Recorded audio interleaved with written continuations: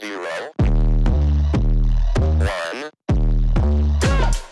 Let's get started.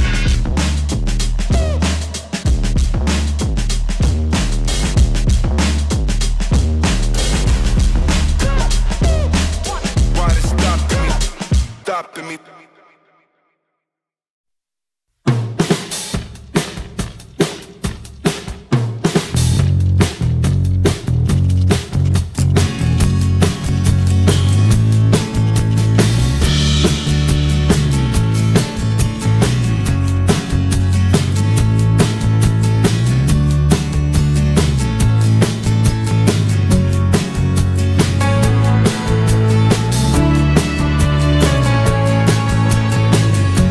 Hello guys, so today ay nandito tayo sa Wilmar dito sa Harbor Freight para maghanap ng mga tools na pwede kong magamit kasi naghahanap na ako ng mga tools na kailangan ko para dito sa sasakyan dahil hindi ko alam kung kailan natin gagamitin. Pero maigi na yung ready tayo para kung sakaling may ayusin and para to check na rin kung ano yung mga kailangan pa nitong sasakyan kasi nga nung binigay sa atin to hindi naman to na fully check up nung kaibigan natin na mekaniko. So kahit pa paano naman marunong naman akong tumingin-tingin, marami namang tutorial sa YouTube para bigyan tayo ng idea kung anong kailangan gawin. So, ang kulang na lang natin ay tools. So, maghahanap tayo. Tsaka, syempre, yung mga pinaka-importante muna yung kailangan natin. Kagaya ng floor jack. Yan, kailangan yan para pag papalitan ng gulong. Ano pa? Mga wrench. Yan. Kung yung mga importante lang naman yung kailangan hanapin natin. Para magkaroon din ako ng idea kung magkano ba. At kung mura lang naman, di bibili na. Pero kung hindi kaya ng budget, di ano lang muna tayo. Check lang muna tayo para alam ko yung price na kailangan kong ipunin para makabili tayo ng sarili natin. Kasi nga, medyo mahal ang labor dito sa US. So, kailangan natin na matutunang kumpunihin ng mga bagay-bagay ng sarili natin.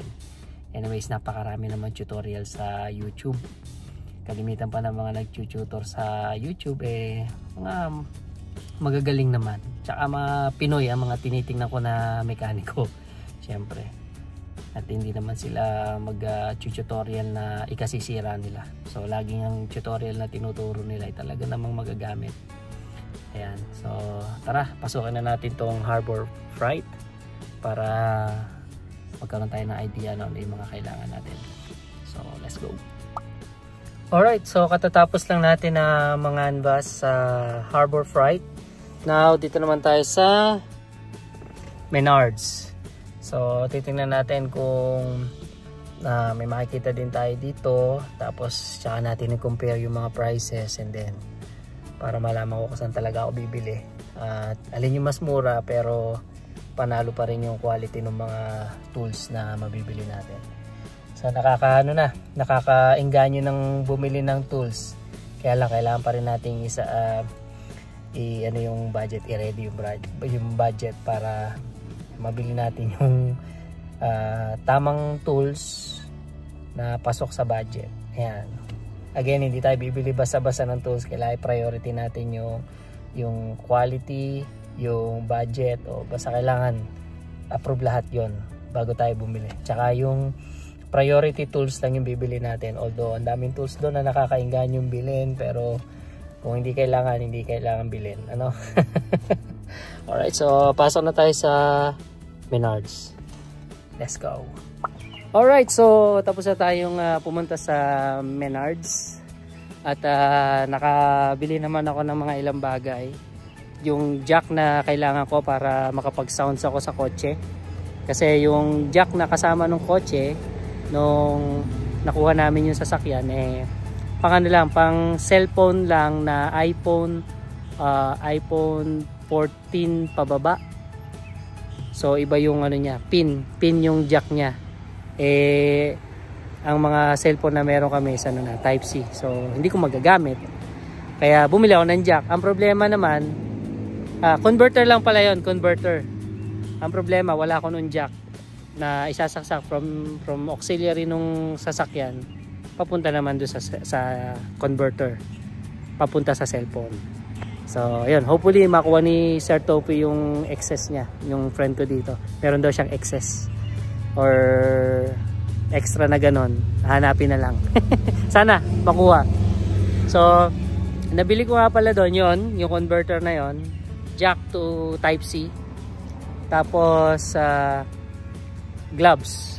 gloves na half o yung labas yung dulo ng daliri para ma-support yung kamay ko, kasi nabanggit ko sa inyo nung nakarang videos natin na medyo naglalak yung fingers ko kasi nga ang map na gamit ko sa pagtatrabaho is kahoy.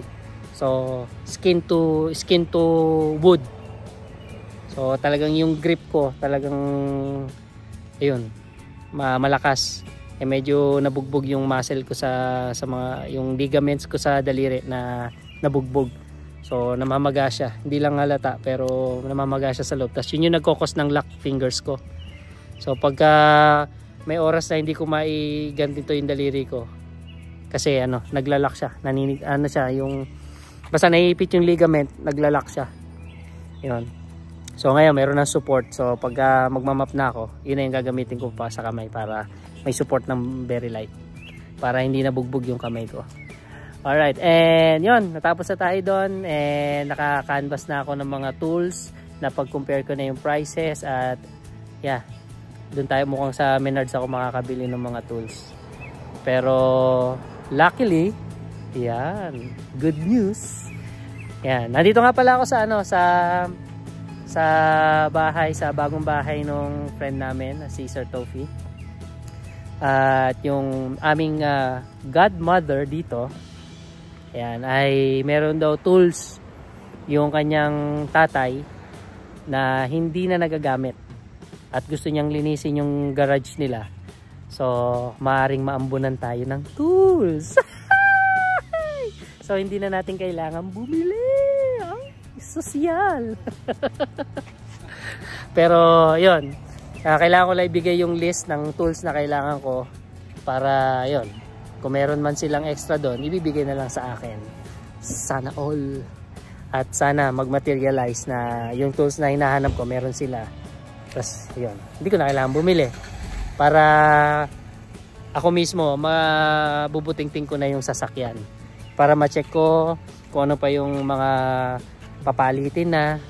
At saka pag mag-change oil, hindi ko na kailangan ng hindi ko na kailangan ng pumunta pa sa talyer dito. Kasi ang labor dito talagang tatagain ka sa presyo. Mahal. No? Syempre, kagaya sa Pinas, wala pa naman tayo na pagkakatiwalaang dito. Talyer. Kasi nga, walang talyer dito na Pinoy ang may-ari. Kung Pinoy ang may-ari, doon ako pupunta. Siyempre Pinoy yan kaya lang yung mga talyer nga dito minsan, katulad di sa atin, may mapagkakatiwalaan, may hindi, may gagawa ng sasakyan mo ng tama, meron ding hindi. So mahirap. So kung kaya ko namang gawin mag-isa, ako na lang. Kasi kung marunong naman silang gumawa ng sasakyan, yung sabi nating mapagkakatiwalaan, trustworthy at pulido gumawa, yung presyo naman ng kalaban. So kung meron naman akong tools, edi baka simpleng remedyo lang naman ang kailangan, kaya ko nang gawin. May online tutorial naman sa YouTube na pwede kong panoorin para may guide. O di ako na lang gagawa. Yun, oras lang ang kailangan, tsaka effort, tsaka tools.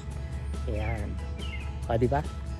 So yun, sana may tools na para sa akin dun sa mga extra na hindi na ginagamit nung tatay nung godmother natin dito. Yan. So kung bakit nga pala ako rin nandito sa bahay ng friend namin ay gathering ulit. Yan. Kasi nga yung isa sa mga kasama namin dito ay lilipat na sa Arizona. Kasi hindi siya na-renew dun sa school. So kailangan niyang maghanap ng ibang school. At ang school naman na na-applyan niya is sa Arizona. So medyo malayo. At first week of July ay lilipat na sila doon. So hindi na namin sila makakasama. Kaya yung mga moments na ganito, pag weekends, nagsasama-sama kami para yun, magkasama-sama pa rin kahit sa huling mga araw para yun. Kasi alis na sila, hindi na namin sila makikita sa mga susunod pang gathering. So yun, tsaka sila yung mga nauna na nandito. Ako sampid lang naman ako, na-invite lang naman ako para siyempre, Pinoy community tayo dito. So kahit ngayon ka palang dumating o matagal ka na, basta Pinoy ka, invite. Ayan. May kumuway sa akin doon sa kotse doon eh. Hindi ko alam bakit. So kinawayan ko na lang din. Hindi ko alam kung ako ba yung kinakawayan o wala naman tao doon eh. Alright. Okay, so yan, masaya to dahil syempre magkakakwentuhan na naman kami ng mga kasama ko nung nakaraan sa Sibley. Sila pa rin yung mga kasama namin ngayon. Ayun. So kwentuhan to the max na naman kami. Hindi ko na lang kung hanggang anong oras kami magkukwentuhan. Basta yun, malayo ako sa bahay.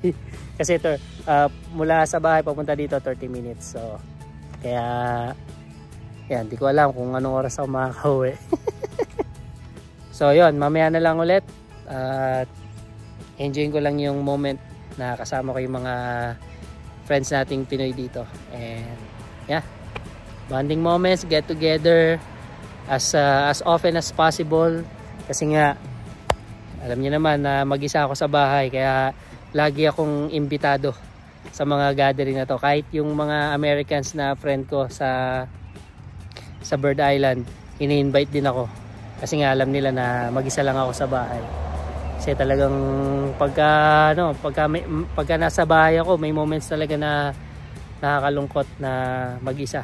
Kasama ko lang si Jerry. Hindi naman nagsasalita si Jerry. Lalambingin ka lang niya pag gusto niya. Pagka hindi niya gusto, wala. Hindi ka papansinin. Pusa eh.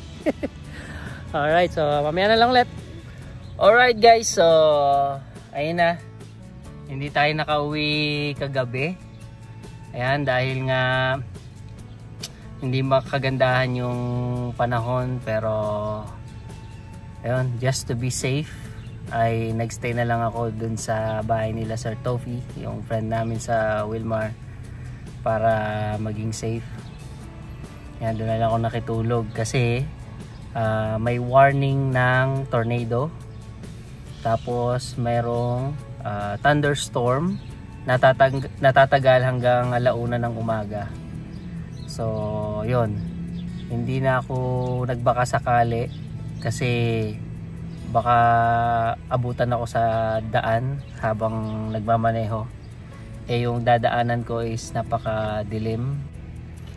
So hindi tulad dyan sa atin sa Pilipinas na maraming poste ng ilaw. Dito mayroong ilaw ang bawat bahay, pero yung mga kabahayan dito layo-layo.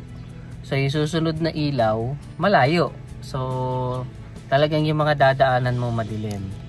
May ilaw naman yung kotse syempre. Pero syempre yung kalsada medyo delikado pag inabutan ka ng gabi sa pagmamaneho, tapos naulan, tapos thunderstorm, tapos may warning pa ng tornado. So hindi na ako nag-risk, kaya ngayon nakitulog na lang ako. Anyways, plano naman talaga namin dati pa na doon ako makikitulog kay Sir Tofi sa bago nilang bahay. Ayan. So yun, so yun lamang yung kaganapan sa akin dito sa Minnesota pagkatapos ng get together namin.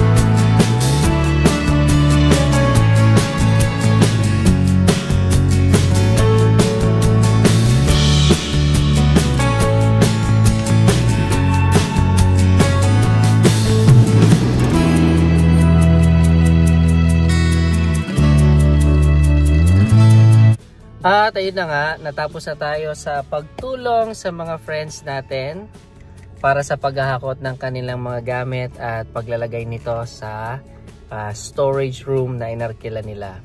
So, kasi yung bago nilang bahay na lilipatan, hindi pa pwedeng dalhin yung mga gamit nila doon dahil nandun pa yung currently na umuupa. So, kailangan nilang antayin na makaalis sila bago ilipat lahat ng mga gamit doon.